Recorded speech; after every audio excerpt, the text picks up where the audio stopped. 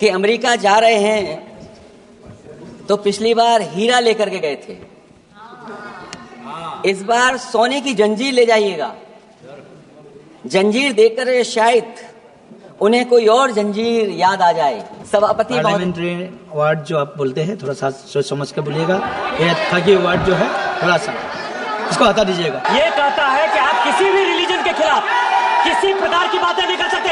ये लोग एंटी हिंदू हैं। सभापति महोदय, एक मिनट, कोई भी ऐसा स्नान करके नहीं आए हो, कोई भी आस्था के विरोध में बोला आपको कोई उसको हटा अधिकार नहीं दीजिएगा। बनता है। आप स्नान करके नहीं आए हो, आपने स्नान नहीं किया कुंभ में। बोल दिया मैंने, सभापति बोल दिया महोदय, मैंने, बोल दिया मैंने, बोल दिया। प्लीज आप हटा दिया जाएगा, हटा दिया जाएगा। और ये पहली बार हुआ होगा ऐसा कि लोग 300 किलोमीटर के जाम में फंस गए। न केवल एक मुख्यमंत्री सभापति महोदय, उन्हें दो मुख्यमंत्रियों को लगाना पड़ा कि कैसे जाम रुक जाए। सरकार से जानना चाहता हूं वो ड्रोन कहां है, वो जो डिजिटल इंडिया की बात कही गई थी वो कहां है। जो लोग अभी तक इस बात की डिजिट नहीं दे पा रहे हैं कि कितने लोगों की जान गई है, कितने लोग वहां पर खो गए हैं। सभापति महोदय, जैसे ही बजट आया हम लोगों ने वो तस्वीरें देखी हैं। वो जो तस्वीरों में दिख रहा है, इधर हाथों में हथकड़ी और पैरों में बेड़ियां, क्या सभापति महोदय 10 बजट इस देश के लिए इसलिए बनाए गए थे कि जब 11वां बजट आएगा तो पूरा देश और पूरी दुनिया ये देखेगी कि भारत के लोग हथकड़ी लगा करके और बेड़ियों को लगा करके भारत लौटाए गए। सभापति महोदय, मैं आपके माध्यम से ये बात कहना चाहता हूं कि अमेरिका जा रहे हैं तो पिछली बार हीरा लेकर के गए थे, इस बार सोने की जंजीर ले जाइएगा। जंजीर देखकर शायद उन्हें कोई और जंजीर याद आ जाए। और सभापति महोदय, हो सके तो कुछ बच्चे और महिलाओं को अपने साथ तो नहीं, किसी और जहाज में साथ लेते आएगा। वो जहाज भी तो भारत का ही होगा। इतना हक तो उनका बनता ही है कि कम से कम दूसरों की ठगी से शिकार कुछ लोग तो बाइज्जत देश लौट सकें। वैसे सवाल यह भी है कि आपके रहते ऐसी ठगी कैसे फल फूल रही है। और सभापति महोदय, इस ठगी से सबसे ज्यादा अगर प्रभावित कहीं के लोग हैं तो वो गुजरात के प्रभावित लोग हैं। क्या यही सभापति हमारे विकसित भारत की तस्वीर है? यादव जी, आप सीनियर मेंबर है। सभापति पार्लियामेंट्री वार्ड जो आप बोलते हैं थोड़ा सा सोच समझ के बोलिएगा। ये ठगी वार्ड जो है थोड़ा सा इसको हटा दीजिएगा। सभापति महोदय, एक दूसरी तस्वीर में हम लोगों ने देखी, महाकुंभ जो 144 साल बाद एक झूठा प्रचार किया गया। 144 साल। सभापति महोदय, बोलने दीजिए। सभापति महोदय, कुछ पॉइंट रेज करा। सभापति महोदय, ये एक मिनट रुकिए, just a minute, just a minute, एस्ट्रोनॉम, एक minute please, honourable member please, Yadav ji एक मिनट प्लीज, आप बैठिए। सभापति महोदय, यादव जी आप बैठिए, एक मिनट आप बोलिए। संविधान का आर्टिकल 25, 26, 27 और 28 ये कहता है कि आप किसी भी रिलीजन के खिलाफ किसी प्रकार की बातें नहीं कर सकते। ये लोग एंटी हिंदू हैं। ठीक है, ये लोग एंटी हिंदू हैं। ठीक है, पूरे कांग्रेस के। आई गॉट द पॉइंट देख लेंगे सर, देख लेंगे इसको। I will see. Please be seated. आप लोग बैठिए, हम देख लेंगे। सभापति महोदय, हम देख लेंगे, आप बैठिए प्लीज। आप बोलिए, हम देख लेंगे। गौरव जी बोला है ना, प्लीज आप लोग बैठिए, बोलने दीजिए, नेता को बोलने दीजिए, माननीय नेताजी को बोलने दीजिए। वो महाकुंभ की तस्वीर, क्या हो रहा है? ये भड़काना चाहते हैं। सभापति महोदय, ध्यान भड़काना चाहते हैं। एक मिनट, कोई भी ऐसा करके नहीं आए हो, कोई भी आस्था के विरोध में बोला आपको कोई अधिकार नहीं बनता है। आप स्नान करके नहीं आए हो, आपने स्नान नहीं किया कुंभ में। बोल दिया मैंने, सभापति बोल दिया मैंने, प्लीज आप वो हटा दिया जाएगा, हटा दिया जाएगा वो। सभापति महोदय, इन्होंने कुंभ में स्नान नहीं किया। आप इधर देखिए, शहर पर देखिए, उधर मत देखिए, शहर को संबोधन कीजिए। अगर फोटो आई होती तो मैं जैकेट वाली भी फोटो देख लेता। आपका कोई गलत फोटो दिखा है, सभापति महोदय, ऐसा लग रहा है। विकसित भारत की जो दूसरी तस्वीर देखी जी, वो तस्वीर न केवल हम लोगों को दुख पहुंचाती है, बल्कि तमाम वो सनातन को स्वीकार करने वाले लोग, उनको दुख पहुंचाया होगा। सभापति महोदय, अगर लोग तकलीफ में रहे, परेशानी में रहे, और ये पहली बार हुआ होगा ऐसा कि लोग 300 किलोमीटर के जाम में फंस गए, न केवल एक मुख्यमंत्री सभापति महोदय, उन्हें दो मुख्यमंत्रियों को लगाना पड़ा कि कैसे जाम रुक जाए। सभापति, इसके साथ साथ इन्हीं के संगठन के लोगों को जब लगा कि वो व्यवस्था नहीं बना सकते, तो इतने दिनों बाद इनके संगठन के लोगों की अपील है कि भारतीय जनता पार्टी के कार्यकर्ता बाहर आए और लोगों को सुविधा दें, परेशानी दें। ये बात तब सभापति आई है जब लोग दुख, तकलीफ, परेशानी की वजह से इनके खिलाफ चिल्लाने लगे, इनके खिलाफ बोलने लगे। सभापति महोदय, मैं ये पूछना चाहता हूं, जिस स्नान के लिए प्रधानमंत्री गए हो, देश के राष्ट्रपति गए हो, उपराष्ट्रपति गए हो, मंत्री गए हो, क्या यही विकसित भारत की तस्वीर होगी जिसमें आप ट्रैफिक मैनेज नहीं कर पा रहे हैं? आप हर शहर में यह कहा गया कि कोई शहर से निकले नहीं, सबके सब वहीं पर रुक जाएं, आगे नहीं जा सकते, दर्शन नहीं कर सकते। अगर यह सच्चाई नहीं है सभापति महोदय, सब बॉर्डर सील हुए हैं, जितना भारत के लोग सब बॉर्डर सील हुए हैं, और फिर चांद पर पहुंचने का क्या फायदा जब जमीन की समस्याएं न दिखती हों आपको, जमीन की समस्याएं न दिखती हों। और सभापति महोदय, मैं सरकार से जानना चाहता हूं, वो ड्रोन कहां हैं? वो जो डिजिटल इंडिया की बात कही गई थी, वो कहां है? जो लोग अभी तक इस बात की डिजिट नहीं दे पा रहे हैं कि कितने लोगों की जान गई है, कितने लोग वहां पर खो गए हैं। सभापति महोदय, इधर विज्ञापन और कार्टूनों की बड़ी चर्चा हो रही थी। मुझे याद है कि एक दिन मैंने अखबार देखा, अंग्रेजी अखबार, और मैं समझता हूं ये माननीय सदस्य जितने लोग रहे होंगे उन्होंने वो अखबार जरूर देखा होगा, न्यूज़पेपर, और उसके फ्रंट पेज पर एक विज्ञापन था, और उस विज्ञापन की जो तस्वीर थी उसमें एक जानवर, मुझे पहचान में नहीं आ रहा, वो शायद गधा रहा होगा, वो जेल के अंदर है। मेरा मन नहीं माना, मैंने उसी दिन सरकार को जगाने के लिए लिखा, और मैं आज सभापति महोदय सरकार के माध्यम से जानना चाहता हूं कि डिजिटल इंडिया करते करते साइबर क्राइम, साइबर लूट और डिजिटल अरेस्ट कितना बढ़ गया है। और जो विज्ञापन दिया था, इस जानकारी के बाद वो विज्ञापन दोबारा अखबार में नहीं आया। वो विज्ञापन की तस्वीर मैं नहीं दिखा सकता हूं, मैं समझता हूं माननीय मंत्री जी उस विज्ञापन को जानते होंगे और देखा होगा उन्होंने। जो विज्ञापन दिया, जनता का भारतीय रिजर्व बैंक से यह सवाल है कि वो अपने ऐसे विज्ञापनों में किसको चित्रित कर रहे हैं और क्यों, और वो कहां से आया है? क्या यह कोई प्रतीकात्मक चित्रण है? यदि हां, तो वो जानवर किसका प्रतीक है? क्या उस सिस्टम का जिसके कंधे पर स्वच्छ और सुरक्षित बैंकिंग की नैतिक जिम्मेदारी है, या उस मंत्रालय का जिसको सुरक्षित बैंकिंग का दायित्व निभाना चाहिए? अगर ये चित्रण जनता को दिखाना चाह रहा है कि ये बहुत ही अनैतिक भी है, जनता इसके लिए मानहानि का दावा भी कर सकती है।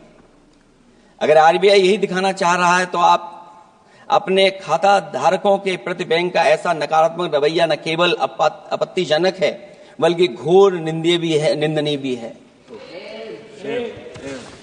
आरबीआई ऐसे विज्ञापनों से नहीं, बल्कि अपने सिस्टम को चुस्त दुरुस्त करके वह जनता में बैंकिंग साक्षरता और बैंकिंग सजगता जागरूकता अभियान चलाकर जनता को सचेत और सावधान करें। उसी के बाद मैं समझता हूं, जब भी हम लोग मोबाइल खोलते हैं, कोई ना कोई आवाज सुनाई देती है उसके अंदर। क्या सभापति महोदय, डिजिटल अरेस्ट के माध्यम से लाखों लाख रुपया नहीं लूटा जा रहा है? आखिरकार उसके लिए जिम्मेदार कौन है? कौन जिम्मेदार है उसके लिए? जो बजट दिया है, जो बजट में बातें निकल करके आ रही हैं, बजट में पीडीए के उत्थान के लिए कुछ भी नहीं है सभापति महोदय। और जो लोग अपनी जीडीपी की न जाने कितनी कहानियां बताते थे, आज वो जीडीपी रेट क्यों कम होता चला जा रहा है? क्यों जीडीपी 6.4% के आसपास पहुंच गई है? न केवल जीडीपी, बल्कि आज अगर हम 87 रुपए लेकर के ही $1 ले सकते हैं। कभी डॉलर को नीचे गिरने की कहानी कहीं किसी से जोड़ दी गई थी। आज सोचिए कितने रुपए हम इकट्ठे करते हैं, तब जाकर के हमें $1 मिलता है। क्या सरकार के पास इसका कोई जवाब है? इस ग्रोथ रेट के कम होने का कारण जो सभापति महोदय मुझे समझ में आता है, वो इन्वेस्टमेंट की कमी और कंजप्शन की कमी है। ये देश की आर्थिक विकास की स्थिति पर प्रश्न चिन्ह लगाता है। और यही नहीं सभापति महोदय, जो भेदभाव बढ़ता चला जा रहा है, जो खाई पैदा होती जा रही है, इन्हीं के आंकड़े बताते हैं कि खाई कितनी है। मुट्ठी भर लोगों के पास पूरे देश की संपदा पहुंच गई। जो ज्यादा लोग हैं वो गरीब हैं। उनके जीवन यापन के लिए 80 करोड़ लोगों को आपको राशन बांटना पड़ रहा है। क्या यही विकसित भारत की तस्वीर है? और फिर दुनिया में हम पर कैपिटा इनकम में कहां खड़े हैं? अगर हम केवल सरकार से सभापति महोदय आपके माध्यम से जानना चाहें कि जिन परिवारों को आप राशन दे रहे हैं, उन परिवारों की पर कैपिटा इनकम क्या है? और अगर विकसित भारत की तस्वीर लेकर के ये सरकार चलना चाहती है, तो कम से कम सरकार की सभापति महोदय जिम्मेदारी बनती है कि जो 80 करोड़ लोग राशन पा रहे हैं, उनके आपकी पर कैपिटा इनकम क्या है? एक बहुत प्रिय काम सरकार का है, इतना प्रिय है कि उसका नाम बदल करके इज्जत घर कर दिया गया। मुझे याद है कि एक छत्तीसगढ़ में बुजुर्ग मां, जिसने बकरी बेच करके अपना शौचालय बनाया था, और बकरी बेचने के बाद शौचालय जब बनाया तो देश के प्रधानमंत्री जी ने उनका सम्मान किया। आखिरकार सवाल यह है कि बकरी उसे क्यों बेचनी पड़ गई? इसका मतलब यह है कि आपकी जो बनाई हुई स्कीम है वो जमीन पर नहीं पहुंच रही है, उसके लिए पर्याप्त पैसा नहीं पहुंच पा रहा है। आखिरकार पैसा क्यों नहीं पहुंचा, ये तो सरकार की जिम्मेदारी है। और फिर सभापति महोदय, जो शौचालय बनाए हैं उनमें पानी किसी में नहीं पहुंचता, क्या यही विकसित भारत की तस्वीर बनेगी? वैसे तो सभापति महोदय, हम लोग डबल इंजन बहुत सुनते थे, और अब इस बजट में 2 इंजन और बढ़ गए हैं। सभापति महोदय, ये 4 इंजन वाला है बजट। 4 इंजन। लगता तो ऐसा है कि ये एक के बाद एक इंजन खराब हो गया होगा, इसीलिए इन्हें 4 इंजन लगाने पड़े हैं। ये जनता को धोखा दे रहे हैं 4 इंजन की बात कर करके। क्योंकि जब उत्तर प्रदेश को देखते हैं तो वहां पर जो डबल इंजन की सरकार चल रही है, वो डबल ब्लंडर कर रही है। उनके डबल ब्लंडर देखने को मिलने हमें। और अगर ये 4 इंजन की सरकार है, जो सबसे पहला इंजन है सभापति महोदय, वो हमारे किसान और कृषि का है। 10 साल गुजरने के बाद भी और इतने बजट आने के बाद भी आज तक किसानों की आय दोगुनी नहीं हुई। यह हमारे तमाम माननीय सदस्य समय समय पर अपने क्षेत्र की जो समस्या है फसल को लेकर के सवाल खड़ा करते हैं। कई किसान नेता आंदोलन कर रहे हैं, अभी भी आंदोलन चल रहा है। सभापति महोदय, इस सरकार के पास जो विकसित भारत का सपना दिखा रही है, अभी तक किसान की आय दोगुनी कैसे हो, उसका कोई रोड मैप नहीं है इनके पास। अगर कोई रोड मैप रहा हो तो बता दें हमें। और फिर एमएसपी की कानूनी गारंटी। सभापति महोदय, हजारों किसानों की जान चली गई।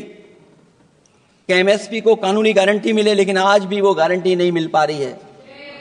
क्या यही हमारा विकसित भारत होगा जिसमें किसान को एमएसपी नहीं मिलेगी, उसकी कोई गारंटी नहीं है? जो किसान की आय दोगुनी का सपना ले रहे थे, उन्होंने स्वामीनाथन जी को भारत रत्न तो दे दिया, लेकिन उनके कही हुई बातों को अभी तक नहीं पहुंचा पा रहे हैं। जो फसलें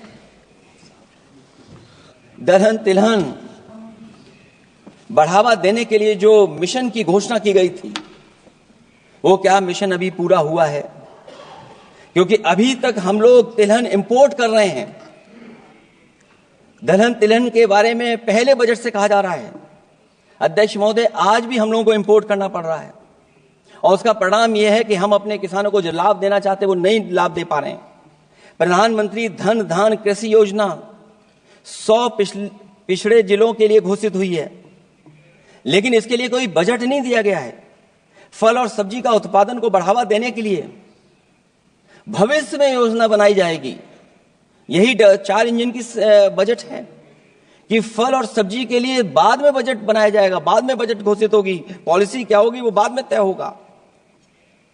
कृषि क्षेत्र में रिसर्च और डेवलपमेंट के लिए अधिक धन की आवश्यकता है, शायद इस बजट में अध्यक्ष महोदय वो नहीं दिखाई दे रहा है। कृषि क्षेत्र में कार्यबल करीब 46% है, लेकिन जीडीपी में इसका योगदान केवल 18% है। किसानों की खराब आर्थिक स्थिति को दर्शाता है कि अभी हमारा किसान गरीब है। फसल बीमा योजना, मुझे याद है फसल बीमा योजना को लेकर के न जाने कितना प्रचार किया गया, लेकिन सच्चाई तो यह है कि जब क्लेम करने की बात आती है तो जो आंकड़े बताते हैं वो अभी भी 3% से ऊपर नहीं पहुंच पाए हैं। किसान के कर्ज के कारण किसान आत्महत्या कर रहा है। क्या विकसित भारत की यही तस्वीर होगी कि लाखों लाख किसान हमारा आत्महत्या कर ले? अब तो सुना है कि वो आंकड़े भी आना बंद हो गए हैं। हमें किसान के ऊपर कर्ज और कर्ज के ऊपर कर्ज नहीं बढ़ाना है। जिस तरीके से आप बड़े बड़े उद्योगपतियों का ध्यान रखते हैं कि उनका समय समय पर कर्ज माफ करते हैं, मुझे पूरा भरोसा है कि हमारे देश के किसानों का भी कर्ज माफ होना चाहिए, उनको कर्ज से मुक्ति दिलाना चाहिए। अगर क्लाइमेट चेंज की बात होगी तो सबसे पहले असर अगर किसी पे पड़ेगा तो सबसे पहले प्रभावित अगर कोई होगा तो हमारा किसान प्रभावित होगा। उसके लिए क्या आपके पास रोड मैप है? हमारे माननीय सदस्यों ने बहुतों ने कहा है जीएसटी को लेकर के न जाने क्या क्या सरकार बनाती है और जीएसटी से लगातार व्यापारियों को उलझा रही है। जब तक जीएसटी के बारे में व्यापारी समझ पाता है तब तक जीएसटी को बदल देते हैं, तरीका बदल देते हैं। अभी भी किसानों के जितने भी इक्विपमेंट हैं उनमें 18-12% जीएसटी लिया जा रहा है। कम से कम अगर विकसित भारत का सपना ये सरकार देख रही है तो सभी के सभी एग्रीकल्चर इक्विपमेंट जो हमारा किसान इस्तेमाल करता है उसमें 0 जीएसटी होनी चाहिए। मैन्युफैक्चरिंग सेक्टर को बढ़ावा देने के लिए और कई योजनाएं सरकार लाई है। भंडारण की सुविधा किसको मिल रही है? सभापति महोदय, भंडारण को लेकर के भी सरकार का कोई रोड मैप जरूर होना चाहिए। ये कैसी अर्थव्यवस्था है अध्यक्ष महोदय जहां पर अर्थव्यवस्था को तो हम 3रे नंबर पे पहुंचा रहे हैं, लेकिन नौकरी और रोजगार उसके पास नहीं है। ग्रोथ है, ग्रोथ बताना चाहते हैं, लेकिन रोजगार और नौकरी नहीं है। जो इनके मैन्युफैक्चरिंग के तमाम मिशन थे, नेशनल मैन्युफैक्चरिंग मिशन, जब तक इन्वेस्टमेंट का वातावरण नहीं सुधरेगा तब तक इन्वेस्टमेंट नहीं हो सकता। हमारा नेशनल मैन्युफैक्चरिंग मिशन आगे नहीं बढ़ सकता। दूसरा इंजन इन्होंने बताया एमएसएमई, और एमएसएमई को लेकर के बहुत चिंता व्यक्त की। बजट भाषण में एमएसएमई सेक्टर को विकास का द्वितीय इंजन बताया गया, जो सही है, परंतु एमएसएमई के विकास के लिए बजट में कोई विशेष व्यवस्था नहीं की गई है। भारत में एमएसएमई के क्षेत्र में 11 करोड़ लोगों को रोजगार प्रदान 11 करोड़ लोगों को रोजगार प्रदान करता है, और इसमें सबसे ज्यादा रोजगार मिलता है, जो कि हमारी मैक्रो यूनिट्स हैं, उनके लिए कोई योजना नहीं है। उनको विशेष मदद के लिए कोई प्रावधान न पहले किया गया न इस बजट में किया गया है। मैं केवल यूपी के बारे में कहना चाहता हूं कि यूपी में लगभग 96 लाख एमएसएमईज हैं, लेकिन केवल 14 लाख पंजीकृत हैं। पूरे देश में 6 करोड़ हैं। एमएसएमई के विपरीत केवल 1 करोड़ पंजीकृत हैं।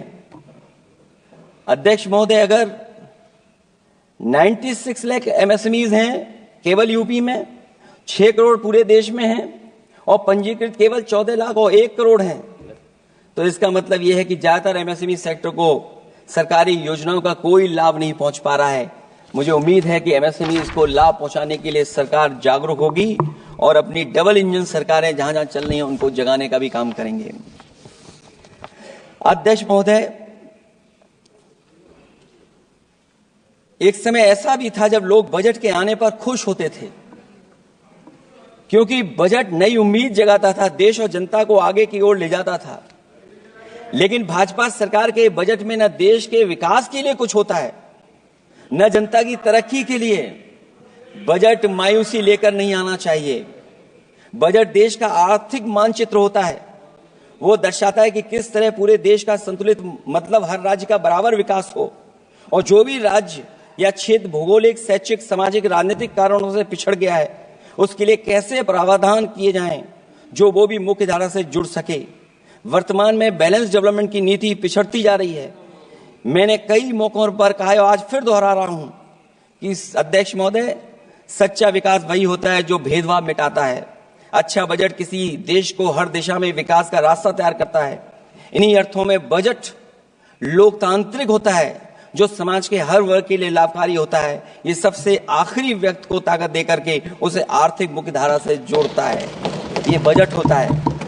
और मैं तो कहूंगा अध्यक्ष महोदय, मिट जाए अमीरी गरीबी के बीच की वो सब खाई जिसमें भेदभाव और गैर बराबरी की जड़ें जमाई। बजट के अंदर उसके लिए हमेशा एक दिल धड़कना चाहिए, जो आज भी भूख के सूचकांक के आंकड़े बनाकर देश के दिखावटी विकास के सच का भंडाफोड़ कर रही है। भूख मिटे, महंगाई घटे, यही बजट का सबसे बड़ा नारा होना चाहिए। निर्बल को सबल बनाना, निराशा को आशा में बदलना ही बजट का मानवीय पहलू होना चाहिए। बजट का सबसे बड़ा सिद्धांत कमजोर के प्रति हमदर्दी होना चाहिए। बजट बनाने की सोच किसी या कुछ लोगों को लाभ पहुंचाने की नहीं होनी चाहिए, बल्कि इंसानियत के नजरिए की उसी बुनियाद होनी चाहिए। यदि बजट के आने से निर्बल सबल बनता है तो समझो बजट अपने उद्देश्यों से सफल हुआ है, नहीं तो उसे असफल ही माना जाना चाहिए। अध्यक्ष महोदय, रोटी की भूख किसानों को विश्वास में लेकर ही मिटाई जा सकती है। और मैंने पहले भी कहा, फिर दोहराता हूं उन बातों को। किसान को फसल का सही दाम दिलवाना और उसे बीज, खाद, पानी का इंतजाम करना, आवारा पशुओं से उनकी फसलों को बचाना। और ये आवारा पशुओं को अध्यक्ष महोदय मैं इसलिए कहना चाहता हूं, उत्तर प्रदेश के चुनाव में देश के प्रधानमंत्री जी आए थे, उन्होंने कहा था कि मैंने एक रोड मैप बनाया है और 2 हफ्ते मुझे लगेंगे, सरकार बनवा दीजिए, एक भी जानवर सड़क पर नहीं दिखाई देगा और किसान की जान नहीं जाएगी और न खेतों की बर्बादी होगी। लेकिन अध्यक्ष महोदय, मैं उत्तर प्रदेश के माननीय सदस्य चाहे इधर के हों उधर के हों, वो जानते होंगे कि इस तकलीफ और परेशानी से अभी भी किसान उभर नहीं पाया है और आज भी खेतों को उसे चार दीवारी या तारों से जोड़ करके चलना पड़ रहा है। फसलों को बचाना सरकार की प्राथमिकता होनी चाहिए। इस मामले में जुमलेबाजी और झूठे वादे अच्छे नहीं। आंकड़े बताते हैं कि देश में बहुत सारे ऐसे कारोबार हो रहे हैं जो कारोबार बढ़ते चले जा रहे हैं। कई उद्योगपति कई गुना कारोबार से लाभ उठा रहे हैं। कई विदेशी कंपनियां इस धंधे में अरबों कमा रही हैं, लेकिन आलू का किसान इस लाभ से वंचित है। जहां अध्यक्ष महोदय, बिहार के लिए मुनक्का को लेकर के अगर वोट बढ़ाए, मैं उसका स्वागत करता हूं। मखाने को लेकर के एक कदम आगे चला गया, मैं दूसरे स्टेट में पहुंच गया अध्यक्ष महोदय। लेकिन मखाने का जो बोर्ड बनाए, लेकिन हमारे साथियों मखाने का ध्यान रखना, जिस तरीके से पॉपकॉर्न का मीठे और नमकीन में जीएसटी में हेरफेर हो गया है, कहीं आपके मखाने में भी मीठे का जीएसटी अलग हो, नमकीन का अलग हो, गुड़ वाले का अलग हो मखाने में। हाँ, कहीं वैसा ही ना करेंगे। आज किसान का आंदोलित होना सरकार की विफलता का सबसे बड़ा उदाहरण है। सरकार और किसान के बीच भरोसे के बिना भूख नहीं मिटाई जा सकती है। समय पर बीज खाद को मिलना, कृषि ऋणों को माफ होना, एमएसपी दिलवाना सरकार का दायित्व है। वो इससे बच नहीं सकती। किसानों के हिस्से में काले कानून नहीं, सतरंगी भविष्य आना चाहिए और ये सरकार काले कानून ला करके हमारे किसानों को अपमानित करना चाहती है। वहीं अध्यक्ष महोदय, हमारे मानव संसाधन के लिए स्वास्थ्य एक बड़ी चुनौती है। चिकित्सा स्वास्थ्य में सुधार होना बेहद जरूरी है। आज के समय की सबसे बड़ी जरूरत है कि हर शरीर को पोषक आहार मिल सके, कार्य की दशाएं अच्छी हों, वर्क लाइफ बैलेंस सही हो, जिससे मानसिक रूप से भी लोग स्वस्थ रहें। इसके अलावा पर्यावरण को भी अब स्वास्थ्य के बड़े कारक के रूप में लेना होगा। एनवायरनमेंट को हेल्थ फैक्टर के रूप में देखना होगा। हर तरह के प्रदूषण को रोकना होगा, हरियाली बढ़ानी होगी। साथ ही एक बात और अहम है और वह है हर तरफ नकारात्मकता, नफरत का प्रचार। इससे इंसान के अंदर निगेटिविटी आती है, आपस का विश्वास और सौहार्द टूटता है। इसके परिणाम स्वरूप इमोशनल सपोर्ट सिस्टम फेल होने लगता है। फेक न्यूज लोगों को मानसिक रूप से धीरे धीरे बीमार बना रही है। इसे हर हाल में रोकना होगा। और अध्यक्ष महोदय, इसमें विपक्ष से ज्यादा सरकार की जिम्मेदारी है, क्योंकि कई मौकों पर हम लोग देखते हैं कि सरकार जितना अपने आप का प्रचार करना चाहती है, उससे ज्यादा दूसरों को कैसे बदनाम किया जाए उसके लिए प्रचार करती है। ये शायद सरकार की जिम्मेदारी बड़ी बनती है। इससे देश के मानव संसाधन में जो जानबूझ करके आपसी अविश्वास बढ़ाया जा रहा है और समाज में सौहार्द को भी जानबूझ करके घटाया जा रहा है, जिससे कुछ लोग अपनी सियासी रोटियां सेक सकें। इसके लिए सख्त कानून लाना चाहिए अध्यक्ष महोदय। एक तरफ सरकार लोगों को सही इलाज नहीं दे पा रही है, दूसरे जीवन और स्वास्थ्य बीमा पर भी टैक्स लग रहा है। सरकार मुनाफा कमाने के लिए नहीं बनती है, बल्कि जनता के कल्याण के लिए बनती है। ये बात कुछ लोगों को याद रखनी चाहिए। अगर आप अध्यक्ष महोदय, अगर काम है भी तो सही दाम नहीं मिल रहा है, ये बात अगर एक पढ़े लिखे युवा के लिए सही है तो एक मजदूर के लिए भी दिन भर कमर तोड़ मेहनत तो करता है, लेकिन उतना पैसा मजदूरी में नहीं पाता है कि अपनों का अपना पेट भर सके। आज जबकि देश की अधिकांश आबादी युवा है, ऊर्जा से भरी हुई है, कुछ करना चाहती है, ऐसे में सरकार को सिर्फ ये करना है कि वो देश के कारोबारी वातावरण और व्यावसायिक व्यवस्था का निर्माण करे, लोगों के टैलेंट को पहचाने, उसकी सच में स्किल मैपिंग करे, जिससे युवा को प्रतिभाओं के अनुसार उसको काम रोजगार मिल सके, जिससे युवाओं को देश के निर्माण में अपना योगदान करने का मौका मिले। अध्यक्ष महोदय, जब से ये सरकार बनी है महंगाई बढ़ती चली जा रही है। महंगाई कहां पहुंच गई है सरकार को बेहतर पता है, आकलन है उनको। इसलिए अध्यक्ष महोदय, महंगाई एक ऐसी समस्या बनकर उभरी है जिसने हर कौर को भारी बना दिया है। जिस तरह सत्ता में बैठे हुए लोग राजनीतिक चंदे के नाम पर कंपनियों से उगाही कर रहे हैं, दरअसल वो भी दामों के बढ़ने का एक बहुत बड़ा कारण है। सरकार ने मुनाफाखोरी की लगाम खोल दी है और मुनाफाखोरों को छुट्टा बैल हो गए हैं। आजाद भारत के इतिहास में भी नोटबंदी और जीएसटी दो सबसे बड़े आर्थिक सुधार हैं। सुधार नहीं बल्कि सबसे बड़े आर्थिक विकार बनकर के उभरे हैं। और अध्यक्ष महोदय, मैं याद दिलाना चाहता हूं, नोटबंदी के समय पर बैंक की लाइन में एक मां लगी थी गर्भवती, जो बच्चा जन्म लिया उसका नाम हम लोगों ने खजांची रखा है। अब वो काफी बड़ा हो गया है, साइकिल भी चला लेता है। अध्यक्ष महोदय, मैं कहूंगा सरकार से कम उसको ही गोद ले लें आप। अध्यक्ष महोदय, मैं चाहूंगा कि आप उसको गोद ले लीजिए। नाम जब आप गोद ले लेंगे तो नाम भी आप अपने हिसाब से रख पाएंगे। किसी भी आर्थिक सुधार का लक्ष्य होता है कि आर्थिक गतिविधियां सुचारू रूप से चल सकें और आसान होंगे, जिससे अर्थव्यवस्था दिन दूनी रात चौगुनी तरक्की करे। लेकिन इन सुधारों के आने के बाद से अर्थव्यवस्था की गति कछुआ की चाल जैसी हो गई है, जिसकी प्रमाण है कंपनियों की ग्रोथ का कम होना, उनकी बिक्री का घट जाना, यहां तक कि फास्ट मूविंग कंज्यूमर गुड्स भी 2% से ज्यादा आगे नहीं बढ़ पा रहा है। इसका सीधा मतलब यह है कि लोगों के पास पैसों की किल्लत हो गई है और वो रोजमर्रा की जरूरत तक खर्च नहीं करना चाहते हैं।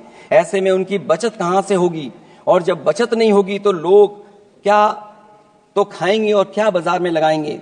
लोगों में भविष्य को लेकर कितनी अनिश्चितता और चिंता है कि वो अपने जमा पैसे अपने पास ही रखना चाहते हैं।